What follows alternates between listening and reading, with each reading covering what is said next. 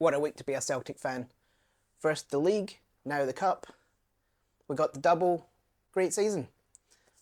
Did we have to leave it to the last minute? No, that game was terrible and is not good for my stress levels. One thing we're going to have to discuss again, which I seem to be discussing in every video, is where's our attack? What are we doing in that front quarter of the field? Good to see that our lone players are stepping up, but what's next for them? And Joe Hart played his very last ever game of football. But what a way to go out, a win in the league, a win in the cup, and he finished with a clean sheet in his last game. And in other news, Celtic's Cafe is now doing a deal on shush burgers.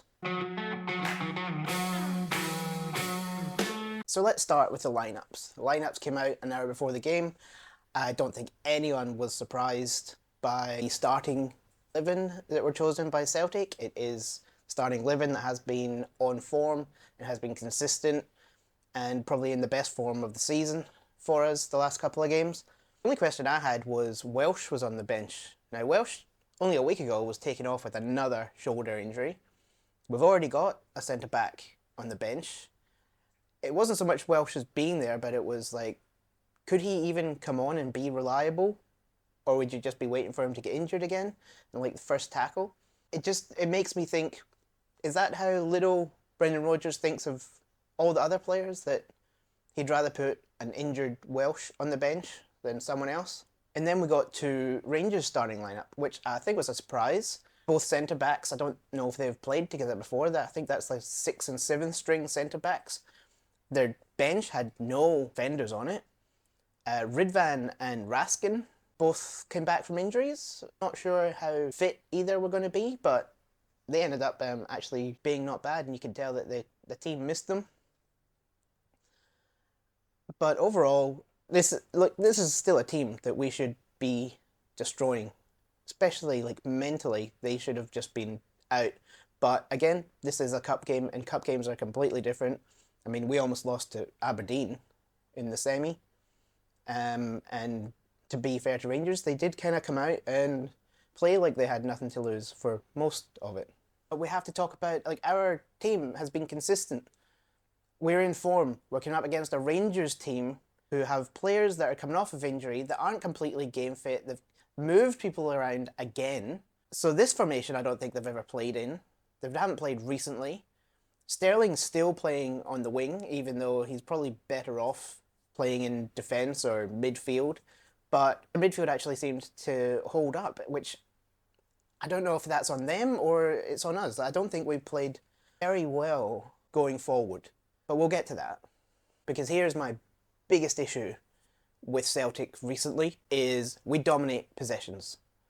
Like, our passing in this game was brilliant. Like, all the short passes, Rangers were trying to press and they're coming out with intensity at the start of the game. It kind of dropped off and a lot of their players ended up tired and leggy towards the end of the second half and had to be replaced. I don't think it's replacements that they would have wanted to make, but it was more like they had to make. But they did come at us and we played amazing. Like, our passing was phenomenal. But the issue is we pass the ball around a lot, go up the field, and then the ball ends up back with Joe Hart. Like, in this game, we had 8 shots, 4 on target. And that's with 64% possession. Rangers had 11 shots and 4 shots on target. I also saw a stat that was about total attacks. We had 78 attacks to 70, so not a huge difference, but this is the part that frustrates me. Dangerous attacks. We had 46. They had 63. So yeah, we might have attacks, but just when it gets into the box, or even, we're not even getting the ball into the box, it just, when we get to the attack, like, we're just doing nothing. They had 11 corners. We had 3. So it's not even like we're missing, like, we're not even getting the corners. So I think this is something that needs to be addressed in the off-season. We need to start converting.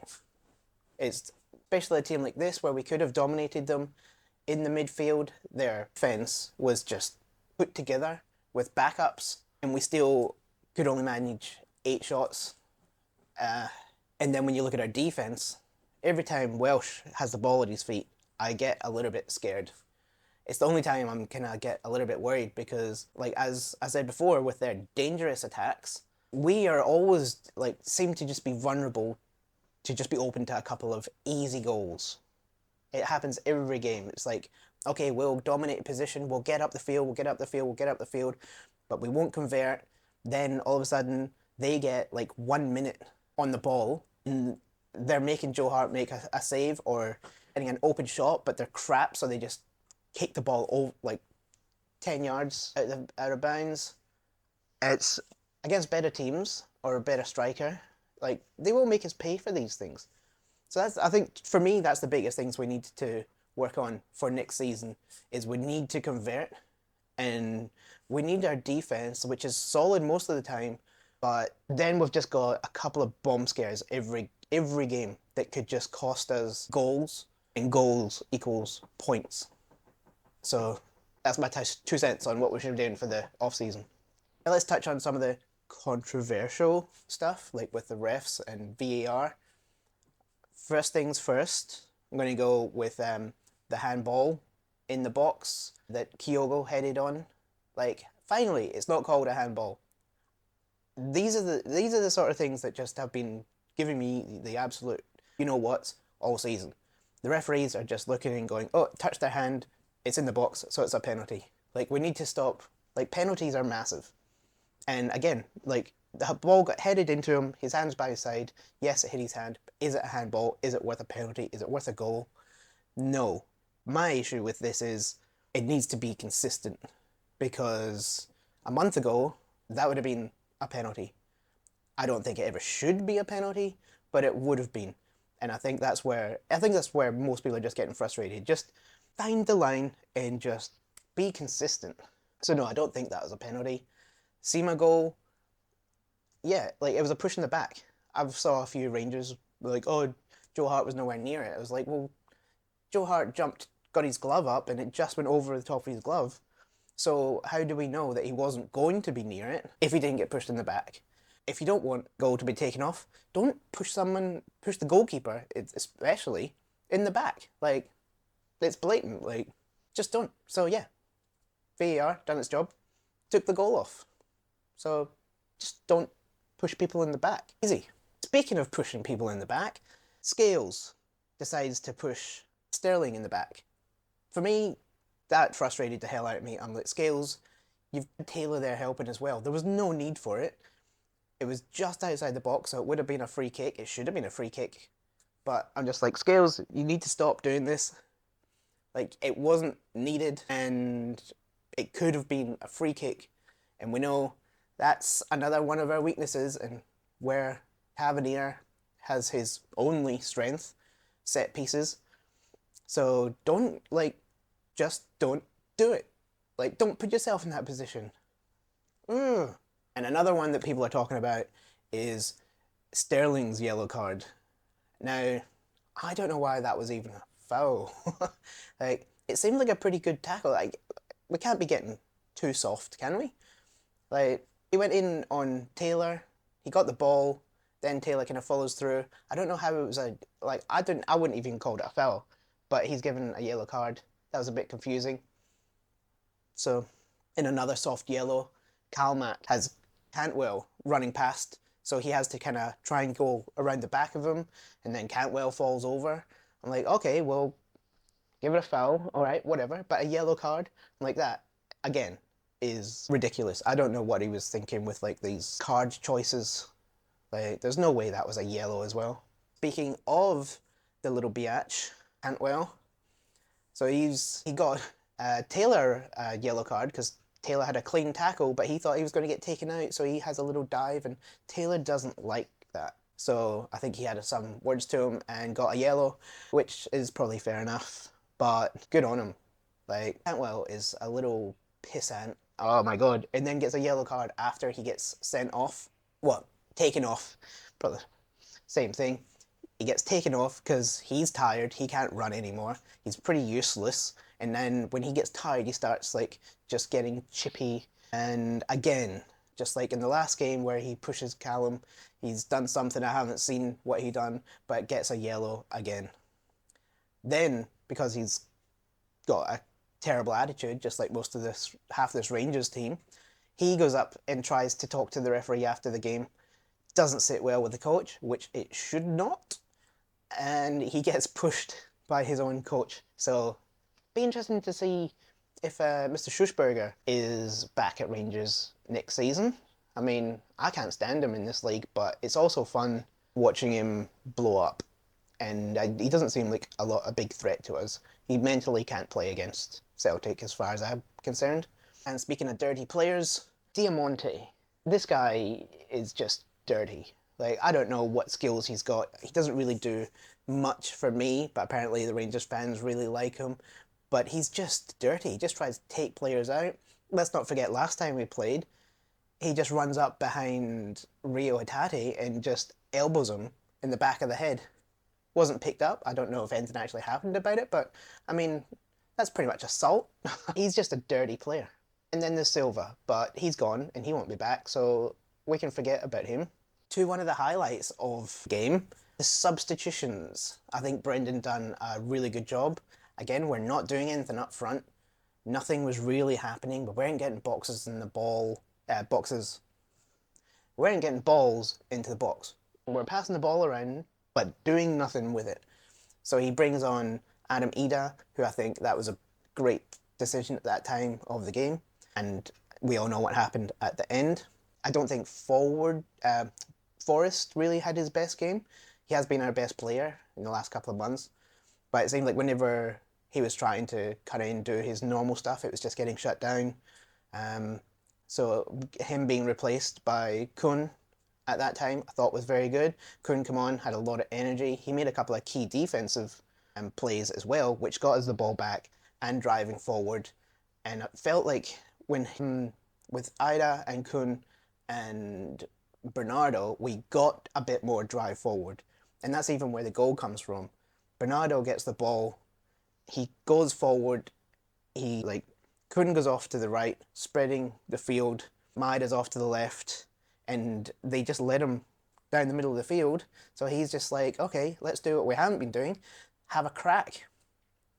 And then Rangers' number one player, Butland, makes a simple mistake, but our striker, doing what strikers should do, was there to clean it up, put it in the back of the net. Very well deserved goal in the 90th minute by Adam Idah.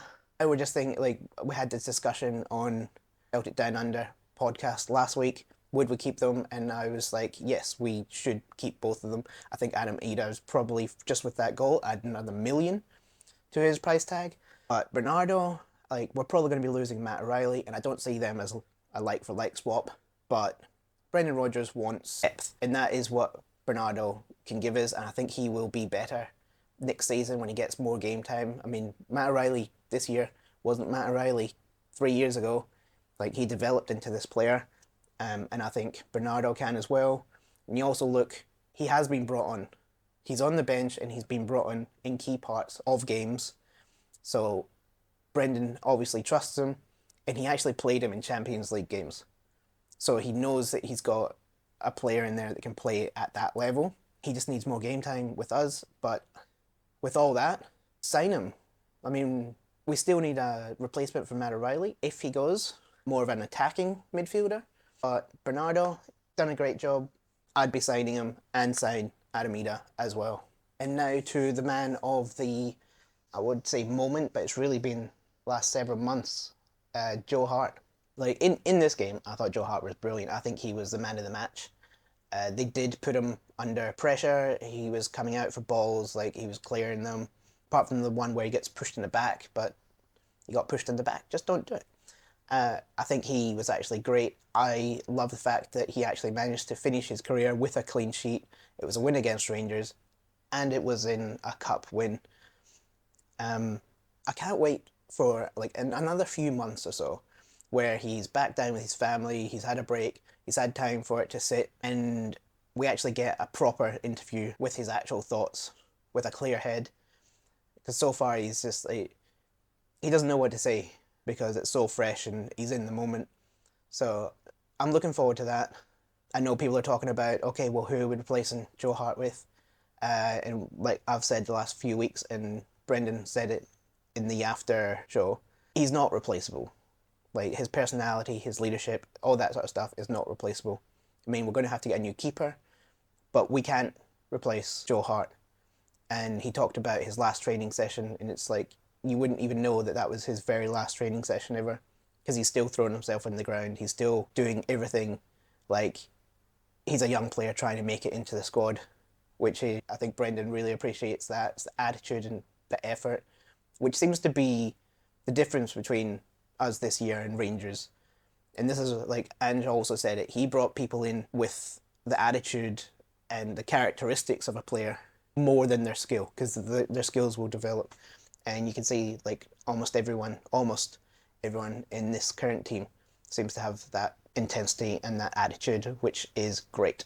I also think Hart has been our most consistent player this season. We have had people out injured, in slumps, but through all that, he has been most consistent player. And I won't forget about the last few years where we had that trio of CCV, Starfelt, and Hart, and just like not losing a game when those three were in the field. Like our defense was solid. We didn't have to worry about little bomb scares like we currently do with Scales. And I know everyone's like, oh, why I hate on Scales. I don't hate on Scales. I think Scales is a good player, and I'm glad he's signed, but he's not a starter for every game. But anyway, I will miss Joe Hart, and glad we could send him out a winner and a clean sheet, which probably means more to him than it does really to us. And that brings us to the end of this season. So I've only started doing this for the last couple of months, and it's been a little bit off and on. It's the YouTube thing's a little bit harder than I thought it was going to be. But hey, while we're talking about it, like and subscribe. You know, the usual YouTube crap. But if you could, that would be great. I will still be doing videos over a break, so I can get practice, make these videos better, so that by the time it starts next season, hopefully my editing will be better, the videos will be better, I know what I'm doing, and I'll actually have better plans, and be quicker as well. Because at the moment, it takes me like 4 hours just to do one of these videos, and it goes up for 10 minutes. So until then, let's celebrate the win, and the off-season should be fun. I'm quite positive thinking about the off-season. I think we might actually bring in some players, and I'm looking forward to seeing what some newer players, like say Palma and Kun, see. I think they're going to develop really well. Say if Yang and Kwon end up back out on loans, do we get Dan Kelly? The loan players, Idah and Bernardo, do they come in? Do they not? Who knows? Who are we getting as a goalkeeper? Are we actually going to get someone good? Will Matt O'Reilly stay? Will he go? I mean, he's not gone yet. I think we can all agree he's probably going to go, but at least we're getting a lot of money for him. And I will see you whenever.